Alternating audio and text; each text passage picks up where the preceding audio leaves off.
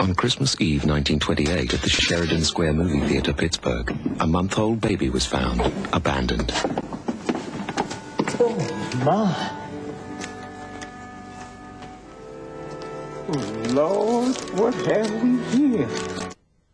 Please take care of my baby. Her name is Catherine. I can no longer take care of her. I have 8 others.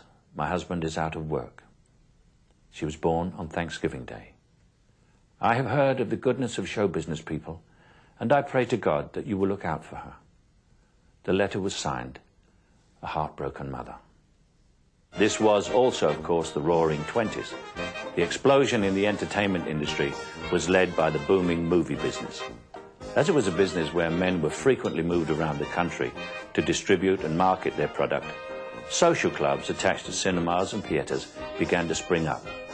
These clubs provided a meeting place where show business folk could gather, play cards, talk about the industry, and who knows, perhaps even defy prohibition. In October 1927, such a club was formed in Pittsburgh by 11 men from all branches of show business. They called their club Variety because that best described the range of entertainment activities that the members were involved in: cinema, theatre, circus and ice shows.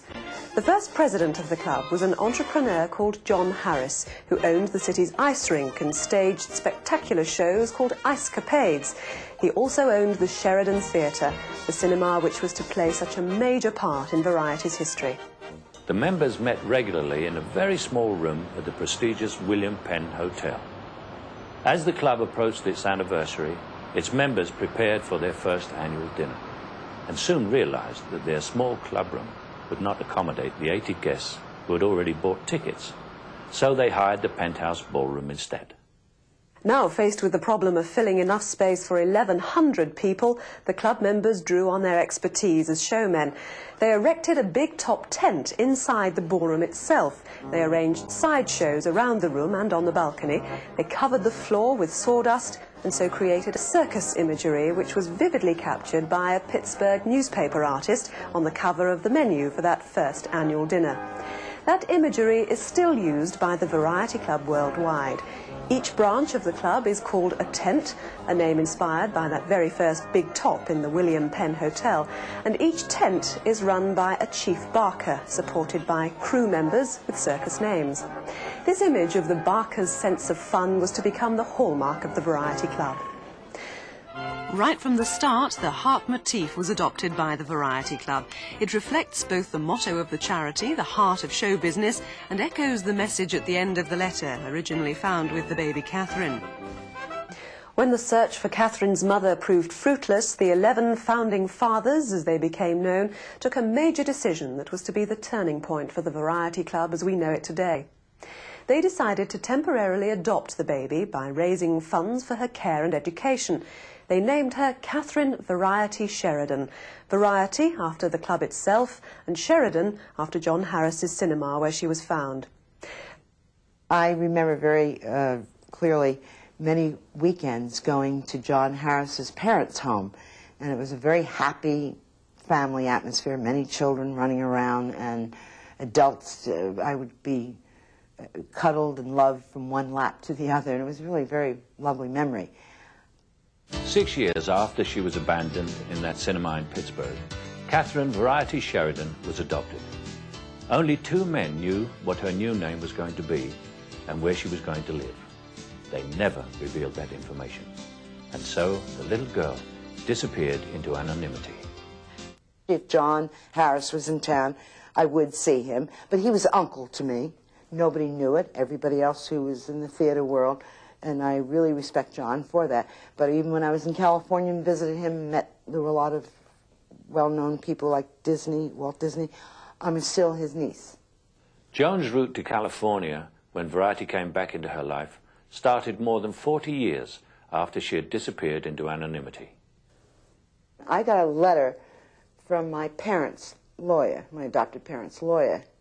It was rather strange. In the letter, if I recall, it said something, he said, "Joan, I'm miffed. I don't know who these people are, but they're trying to track down you." And in the letter was a telephone number to call in New York City. And I called the man. whose name was Morton Sunshine. I didn't believe anybody would have a name, Sunshine. And he got on the phone, and I said, "This is Joan Merlick." And I said, "I hear that you're looking for Joan Riker Merlick?" And there was silence, and I heard this deep breathing. The man nearly fainted. And that was the beginning of, well, it was the end of his search for me. Suddenly, another chapter of my life has been opened. He said International Variety were definitely bickering back and forth, members and tenants, because they were beginning to question the validity of the story of my life or my existence. They thought maybe it was just one of those cockamamie Hollywood stories. They were beginning to financially lose money because of the doubts that many people had. That then bothered me. And in respect for John and my parents, I thought they were due their, praise at that point. The lights in the ballroom slowly dimmed, and then, suddenly, a spotlight picked out a lady at the table at the back of the room. She rose as Monty Hall introduced her. Now Joan Merlick, herself a mother of 4 and living quietly in Charleston, South Carolina. She was also 52 years on, that very same Catherine Variety Sheridan.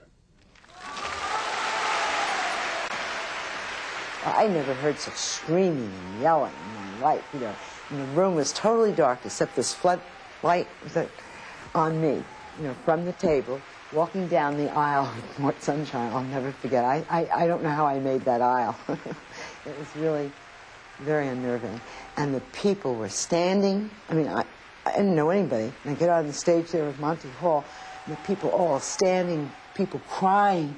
And then the children came up.